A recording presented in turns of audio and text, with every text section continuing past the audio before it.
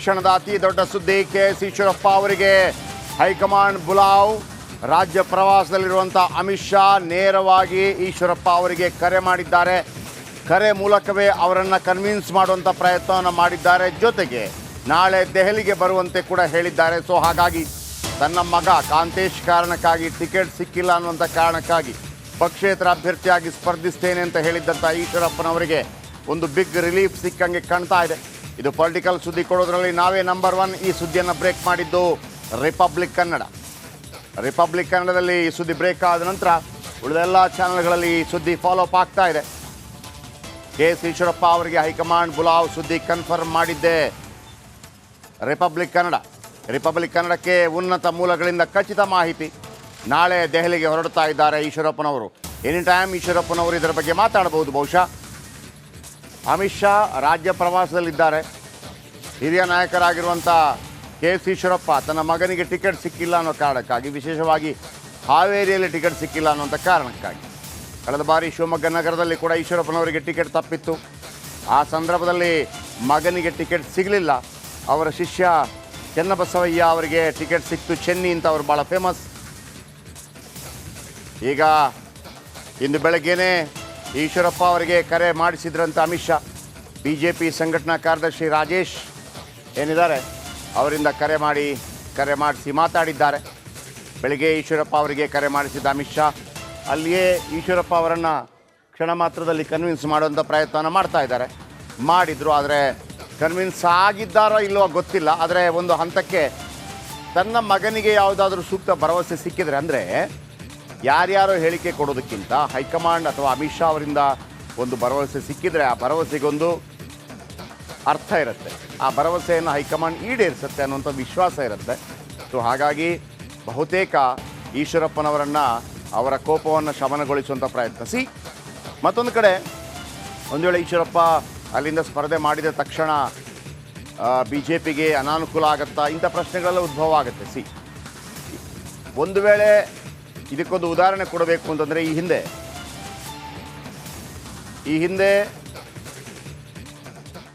ಜಗದೀಶ್ ಶೆಟ್ಟರ್ ಅವರು ಹುಬ್ಬಳ್ಳಿ ಸೆಂಟ್ರಲಿಂದ ಕಾಂಗ್ರೆಸ್ಸಿಂದ ಸ್ಪರ್ಧೆ ಮಾಡಿದರು, ಸೋತರು. ಆದರೆ ಅವರ ಸಮುದಾಯಕ್ಕೆ ಸೇರಿದಂಥ ಅನೇಕ ಬಣಜಿಗ ಲಿಂಗಾಯತರು ಬೇರೆ ಬೇರೆ ಕ್ಷೇತ್ರಗಳಲ್ಲಿ ಸ್ವಲ್ಪ ಹಿಂದೆ ಸರಿದ ಕಾರಣಕ್ಕಾಗಿ BJPಗೆ ಸ್ವಲ್ಪ ಮಟ್ಟಿನ ಹಿನ್ನಡೆ ಆಯಿತು ಅನ್ನೋದನ್ನು BJP ಒಪ್ಕೊಳ್ಳುತ್ತೆ. ಅದೇ ಥರ ಈಶ್ವರಪ್ಪನವರು ಗೆಲ್ಲಿಸ್ತಾರೋ ಸೋಲಿಸ್ತಾರೋ ಶಿವಮೊಗ್ಗದಲ್ಲಿ ಬೇರೆ. ಆದರೆ ಕುರುಬ ಸಮುದಾಯದ ಮತದಾರರು ಏನು BJPಯ ಬಗ್ಗೆ ಒಲವಿರುವವರು ನಮ್ಮ ನಾಯಕನಿಗೆ ಒಂದು ಅನ್ಯಾಯವಾಗಿದೆ ಅನ್ನುವಂಥ ಸಂದೇಶ ಹೋದರೆ ಬೇರೆ ಬೇರೆ ಕಡೆಗಳಲ್ಲಿ ಅದು 2,000 ಇರ್ಬೋದು, 4,000 ಇರ್ಬೋದು, 5,000 ಇರ್ಬೋದು, ಆ ಪ್ರಮಾಣದ ಓಟುಗಳು ಕೂಡ ಬರದೇ ಇದ್ದಾಗ ತೊಂದರೆ ಅಥವಾ ಯಾವುದೇ ರೀತಿಯ ರಿಸ್ಕ್ ತೆಗೆದುಕೊಳ್ಳೋದಕ್ಕೆ BJP ಹೈಕಮಾಂಡ್ ಸಿದ್ಧರಿಲ್ಲ. ಇದರ ಬಗ್ಗೆ ಇನ್ನಷ್ಟು ಹೆಚ್ಚಿನ ಮಾಹಿತಿಯನ್ನು ಪಡೆಯೋಣ. ವಿಜಯ್ ನಮ್ಮೊಂದಿಗೆ ನೇರ ಸಂಪರ್ಕದಲ್ಲಿದ್ದಾರೆ. ವಿಜಯ್, ಈಶ್ವರಪ್ಪ ಹಿರಿಯ ನಾಯಕರು, ರಾಜ್ಯಾಧ್ಯಕ್ಷರಾಗಿ ಕೆಲಸ ಮಾಡಿದಂಥವರು, ವಿರೋಧ ಪಕ್ಷದ ರಾಜ್ಯಾಧ್ಯಕ್ಷರಾಗಿ ಕೆಲಸ ಮಾಡಿದಂಥವರು, ಆಮೇಲೆ ಉಪಮುಖ್ಯಮಂತ್ರಿಯಾಗಿ ಕೆಲಸ ಮಾಡಿದಂಥವರು, ಶಿಸ್ತಿನ ಸಿಪಾಯಿ. ಈ ಸಂದರ್ಭದಲ್ಲಿ ತನ್ನ ಮಗನಿಗೆ ಟಿಕೆಟ್ ಸಿಕ್ಕಿಲ್ಲ ಅನ್ನೋ ಕಾರಣಕ್ಕಾಗಿ ಒಂದು ರೀತಿಯಲ್ಲಿ ಆಕ್ರೋಶ ಹೊರಹಾಕಿದ್ರು, ಪಕ್ಷೇತರಾಗಿ ಸ್ಪರ್ಧಿಸುವಂಥ ವಿಚಾರ ಕೂಡ. ಆದರೆ ನಿನ್ನೆ ಒಂದು ಮಾತು ಬಂದಿತ್ತು, ಯಾವುದೇ ಕಾರಣಕ್ಕೂ ಕೂಡ ಯಾರು ಬೇಸರಗೊಂಡಿದ್ದಾರೆ ಅವರನ್ನೆಲ್ಲ ತುಂಬ ತಲೆ ಕೆಡಿಸ್ಕೊಳ್ಳುವಂತಾಗುತ್ತೆ ಇಲ್ಲ ಅನ್ನುವಂಥ ಮಾತಿತ್ತು. ಅಮಿತ್ ಶಾ ಆ್ಯಂಡ್ ನರೇಂದ್ರ ಮೋದಿಯವರ ಕಾರ್ಯಕ್ರಮಕ್ಕೂ ಕೂಡ ಗೈರಾಗಿದ್ದರು ಈಶ್ವರಪ್ಪ. ಈ ಕಾರಣಕ್ಕಾಗಿ ಇವರನ್ನು ಬಿಟ್ಟುಬಿಡ್ತಾರೆ ಅನ್ನುವಂಥದ್ದಿತ್ತು. ಕೊನೆಗೂ ಅವರನ್ನು ಮನವೊಲಿಸುವಂಥ ಕಾರ್ಯಗಳಾಗ್ತಾ ಇದೆ ಅನ್ನುವಂಥ ಮಾಹಿತಿ. ಯಾಕೆ ಹೀಗೆ?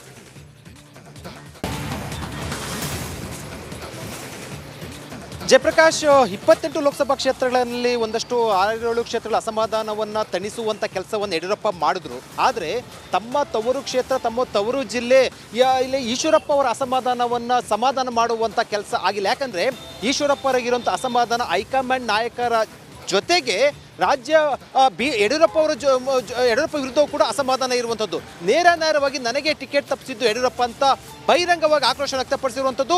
ಯಡಿಯೂರಪ್ಪ ಪುತ್ರ ರಾಘವೇಂದ್ರ ವಿರುದ್ಧ ಬಹಿರಂಗವಾಗಿ ಪಕ್ಷೇತರ ಅಭ್ಯರ್ಥಿಯಾಗಿ ಸ್ಪರ್ಧೆ ಮಾಡಿ ಘೋಷಣೆ ಮಾಡಿರುವಂಥದ್ದು. ಈ ಹಿನ್ನೆಲೆಯಲ್ಲಿ ರಾಜ್ಯದ ಯಾವ BJP ನಾಯಕರಿಂದಲೂ ಕೂಡ ಈಶ್ವರಪ್ಪನ ಸಮಾಧಾನ ಮಾಡೋದಿರಲಿ, ಮಾತಾಡ್ಸೋಕೆ ಕೂಡ ಆಗೋದಿಲ್ಲ. ಅಷ್ಟರ ಮಟ್ಟಿಗೆ ಈಶ್ವರಪ್ಪ ಅವರು ಆಕ್ರೋಶಗೊಂಡಿರುವಂಥದ್ದು. ಈ ಎಲ್ಲ ಬೆಳವಣಿಗೆ ಹಿನ್ನೆಲೆಯಲ್ಲಿ ಹೈಕಮಾಂಡ್ ನಾಯಕರು ಕೂಡ ಯಡಿಯೂರಪ್ಪ ವಿಜೇಂದ್ರ ಮಾಹಿತಿಯನ್ನು ಕೊಟ್ಟರು. ಹೌದು, ನಮ್ಮ ಕೈಲಿ ಆಗೋದಿಲ್ಲ, ನೀವು ಸಮಾಧಾನ ಮಾಡಿ ಅಂತ.